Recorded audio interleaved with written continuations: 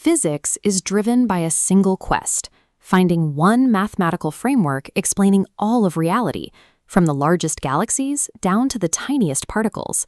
To do that, scientists have to map the four fundamental forces that dictate how the universe behaves: gravity, electromagnetism, the strong nuclear force, and the weak nuclear force.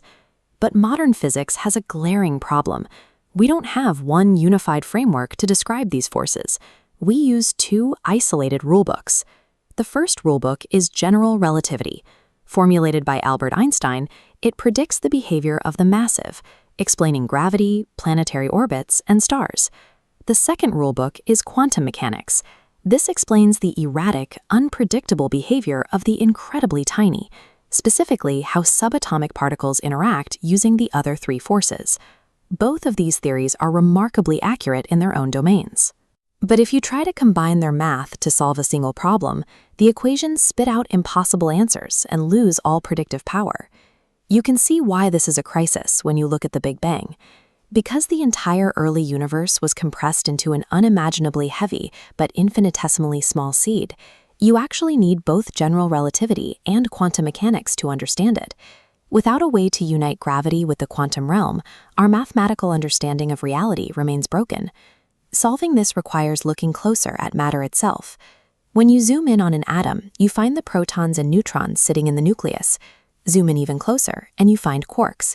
For decades, standard physics has treated these subatomic building blocks as zero-dimensional, infinitely small dots of matter.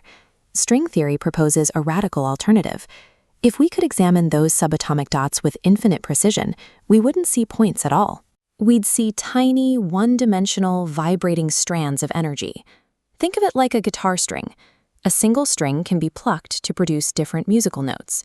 These theoretical energy strings operate the exact same way, vibrating at highly specific frequencies.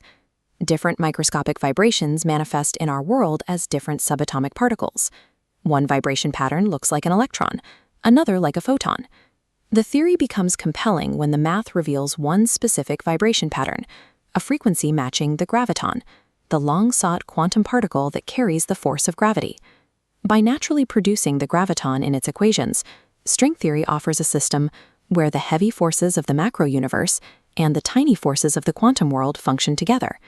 That mathematical elegance comes with a strange requirement. Our daily experience takes place in 4 dimensions, 3 dimensions of space, up-down, left-right, forward-back, and 1 dimension of time.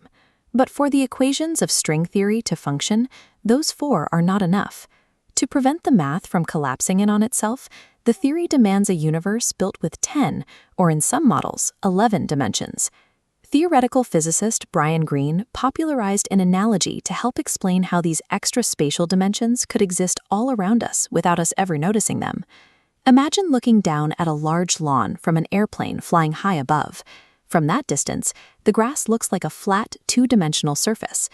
Now imagine you are an ant walking through that exact same lawn. To the ant, every single blade of grass is clearly a complex 3-dimensional structure that it can crawl up, down, and around. The extra dimensions required by string theory exist as structures curled up and compacted so tightly into the microscopic fabric of space that we cannot perceive them from our human scale. This brings up the massive roadblock keeping string theory from becoming accepted scientific law. The scale of these strings is unimaginably small. They are so infinitesimal that even our most massive and powerful scientific instruments cannot see them directly. To prove strings exist, we would need to smash particles together with a tremendous amount of force to break them apart. The energy required to do that is currently out of human reach. Because it cannot be physically tested or falsified with today's technology, critics often argue the entire concept is merely a theory of nothing. Yet the equations remain resilient. Even without experimental proof today, the math alone forces a rethink of the fundamental structure of reality. String theory presents a vast, interconnected cosmic symphony, and humanity is only just now learning how to listen.